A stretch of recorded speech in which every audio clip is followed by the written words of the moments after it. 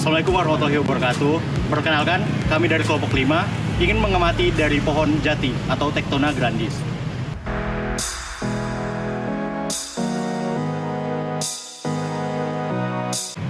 Sebelum kami melakukan pengamatan, izinkan kami untuk memperkenalkan diri kami terlebih dahulu. Perkenalkan, nama saya Munaji Prasetyo Atmojo dengan NIM 204591135 KT 09300. Perkenalkan, nama saya Nov Lagasari dengan NIM 204514937/KT/09302. Perkenalkan, nama saya Aldizia Faris Irawan dengan nomor NIM 2046197 KT 09340. Selamat menyaksikan.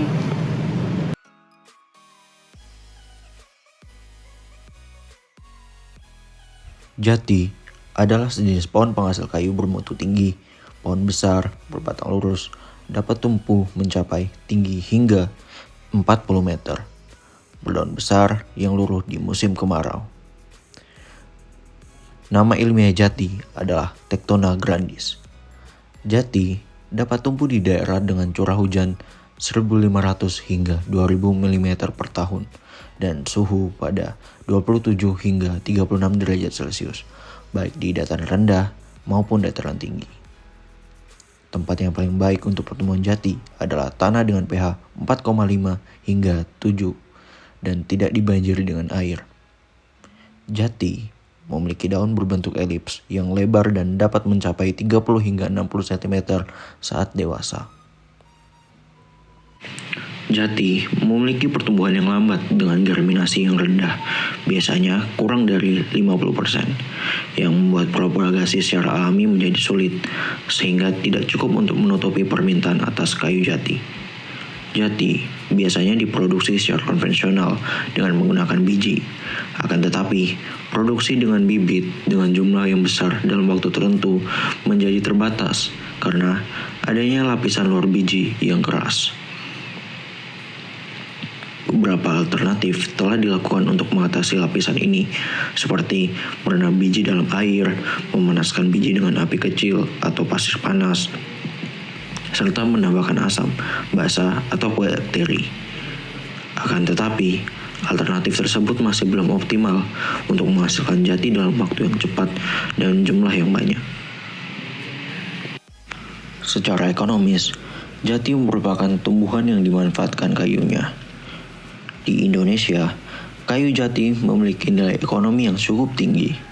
Kayu jati dikenal sebagai kayu yang mampu bertahan lama dengan iklim di Indonesia. Pemanfaatan kayu jati ini bisa digunakan sebagai perabot dan pembangunan rumah tangga hingga pertanian. Pemanfaatan kayu jati ini sudah dikenal sejak zaman Kerajaan Majapahit. Bahkan, salah satu hasil hutan yang dibawa VOC ke Belanda di zaman penjajahan adalah kayu jati. Selain memiliki nilai ekonomi yang telah disebutkan, jati juga memiliki manfaat lain, di antaranya sebagai hutan produksi, penyangga ekosistem, dan manfaat lain yang tentunya sangat berpengaruh terhadap kelangsungan alam di Indonesia. Sebagai jenis tumbuhan jati, tidak dapat terhindar dari berbagai hama dan penyakit. Secara garis besar, penyakit jati menyerang 3 bagian, yakni biji atau benih, menyerang bibit di persemaian, dan hama atau penyakit yang menyerang tanaman.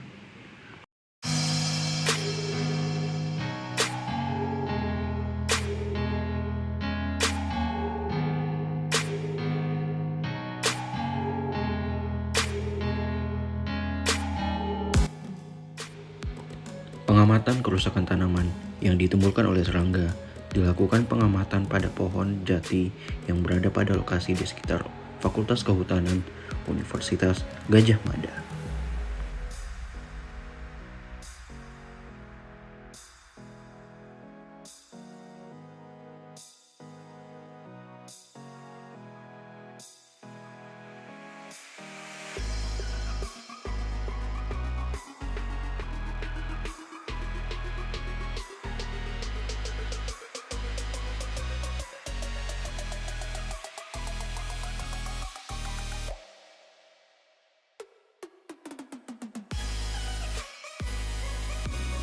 Pada saat dilakukan pengamatan, Serangan pertama kali yang kami temukan ialah Tick-leaf defoliator.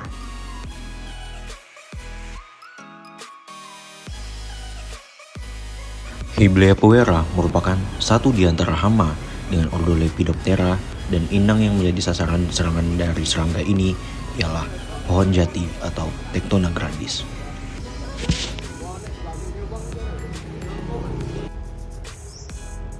Ulat ini memiliki tipe mulut penggigit pengunyah dan menyerang pada fase larva saat pergantian musim kemarau ke musim penghujan. Ulat daun jati ini ditemukan pada daun yang menggulung. Cara menyerangnya dengan memakan bagian daun yang lunak dengan meninggalkan urat-urat pada daun dan tulang daun. Pencegahan yang dapat dilakukan dengan melakukan monitoring secara berkala, pengaturan jarak tanam, dan pemilihan bibit unggul. Sedangkan untuk pengendaliannya dapat dilakukan secara mekanik dengan pengambilan secara langsung, secara biologi dengan mendatangkan musuh alami seperti burung, dan secara kimia dengan penyemprotan insektisida.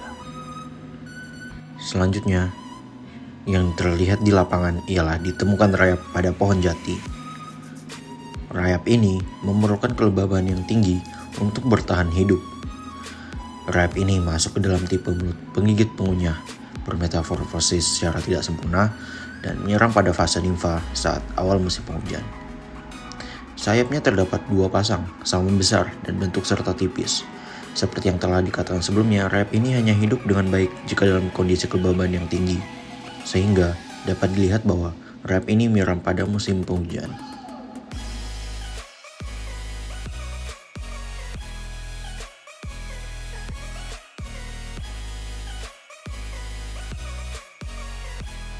Gejala yang ditunjukkan oleh rayap ini adalah batang kropos dan berlubang.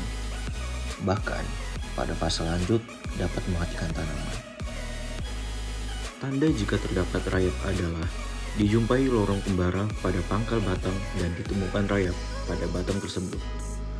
Pengendaliannya, jika tanaman sudah terserang rayap, secara kimia dapat dilakukan pemberian termitisida secara langsung melalui injeksi batang maupun penyemprotan tanaman serta sekitar akar tanaman. Termitisida juga dapat dimasukkan secara langsung ke dalam sarang rayap. Selain itu, dapat dilakukan pengendalian dengan cara lain, seperti mengikir lorong kembar, menebang pohon, hingga membuat parit. Dapat juga rayap dikendalikan oleh musuh alaminya, yaitu semut rangrang.